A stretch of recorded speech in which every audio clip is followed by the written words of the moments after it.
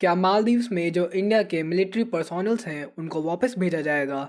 और जो recent presidential elections के बाद प्रेसिडेंट बना है मोहम्मद मुइज़्ज़ू, उसका जो इंडिया आउट कैंपेन है वो क्या है? इस वीडियो में हम इसी के बारे में जानेंगे और इंडिया और मालदीव्स के रिलेशंस कैसे रहे हैं और अभी फ्यूचर में कैसे हो सकते हैं इसके ऊपर डिस्कशन करेंगे। तो आइए शुरू करते हैं। सबसे पहले समझते हैं मालदीव्स के बारे में। मालदीव साउथ एशिया का एक नेशन है जो कि इंडियन ओशन में है और साउथ वेस्ट पड़ता है इंडिया के। ये बना है एक कलेक्शन ऑफ आइलैंड्स से और ये एक स्मॉलेस्ट कंट्री भी है एशिया की। इसकी कैपिटल है माले और ये भी बोला जाता है कि इसका जो नाम है वो संस्कृत से आया है, माला और द्वीप।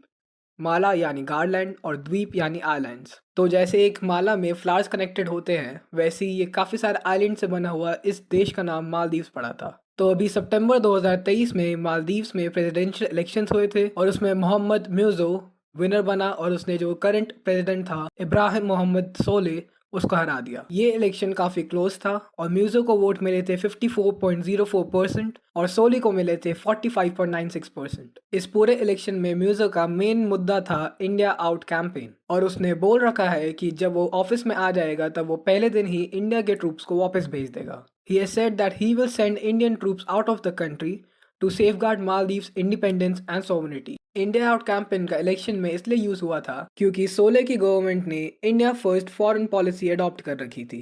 तो अब जानते हैं कि इंडिया आउट कैंपेन क्या है। इंडिया आउट कैंपेन पहले से ही एक्टिव है जब सोले की गवर्नमेंट थी और ये था against allowing Indian boots on the ground because it was compromising sovereignty of the country.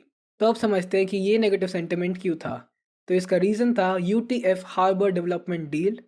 ये एक डिफेंस पैक्ट था जो कि इंडिया और मालदीव्स के बीच में साइन हुआ था। ये हुआ था after the request from Maldives government कि इंडिया उनको असिस्ट करे to enhance the capability of their defence forces. पर सोलह की गवर्नमेंट ने इंडिया आउट कैंपेन को रिजेक्ट किया था और बोला था that it is misguided and unsubstantial information to propagate hatred towards India. Is time currently, according to Maldives National Defense Force (MNDF), 75 Indian military personnel stay कर रहे हैं मालदीव्स में to maintain and operate the Dornier aircraft and 2 helicopters gifted to Maldives by Government of India.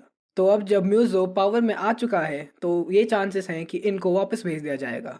Mohammad Muizzu की foreign policy anti India है, just like Abdullah Yamin जो कि president था before सोले और इस पूरे इलेक्शन में यमीन ने मुइज़्ज़ू को सपोर्ट किया। ऑल्सो यमीन के टेन्योर के टाइम मालदीव्स प्रो चाइना था और यमीन ने सपोर्ट करा था चाइना के BRI belt and road initiative को भी। तो इस टाइम इंडिया और मालदीव्स के रिलेशन और भी ज़्यादा डिप्लीट होते नजर आ रहे हैं during the tenure of Mohamed Muizzu and they will remain hostile for a while.